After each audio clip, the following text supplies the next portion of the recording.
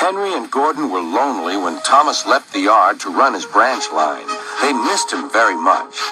They had more work to do and had to fetch their own coaches. The big engines thought they were too important to fetch coaches. James grumbled too. "We get no rest, they all complained. But the coaches only laughed. "You're lazy and slack, they answered. Altogether, the engines were causing Sir Topham Hatt a great deal of trouble. The big stations at both ends of the line each have a turntable. Sir Topham Hatt had made them so that the tender engines can be turned round, because it is dangerous for them to go fast backwards. Little tank engines like Thomas don't need turntables. They can go just as well backwards as forwards. But to hear Gordon talk, you would have thought that Sir Topham Hatt had given him a tender just to show how important he was.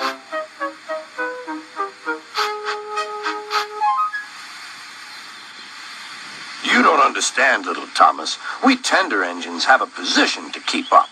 It doesn't matter where you go, but we are important. And for Sir Topham Hatt to make us do shunting, fetch coaches, and go on some of those dirty sidings, it's not the proper thing."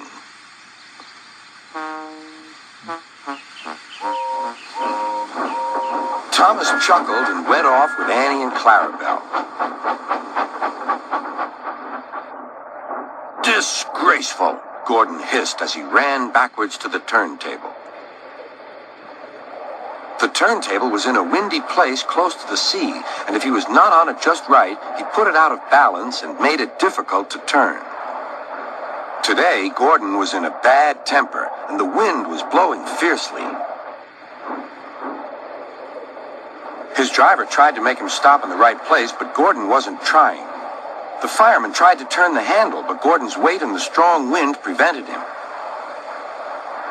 "It's no good," they said at last. "Your big tender upsets the balance. If you were a little tank engine, you'd be all right. Now you'll have to pull the next train backwards."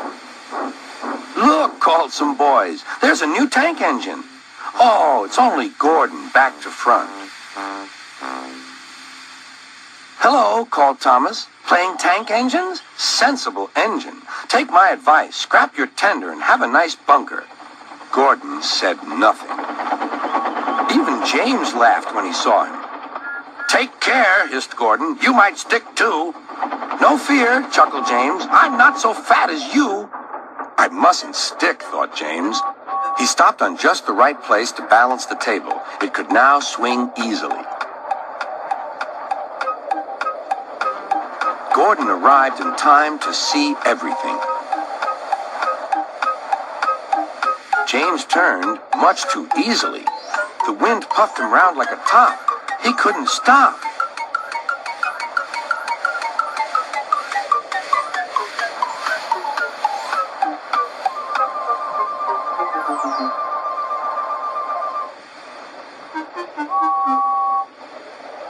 "Well, well," said Gordon. "Are you playing roundabouts?" Poor James, feeling quite giddy, rolled off to the shed without a word.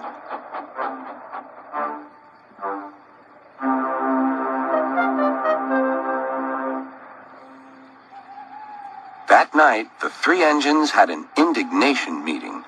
"It's shameful to treat tender engines like this. Gordon has to go backwards, and people think he's a tank engine. James spins round like a top, and everyone laughs at us. And to add to that, Sir Topham Hatt makes us all shunt in dirty sidings. Ugh!"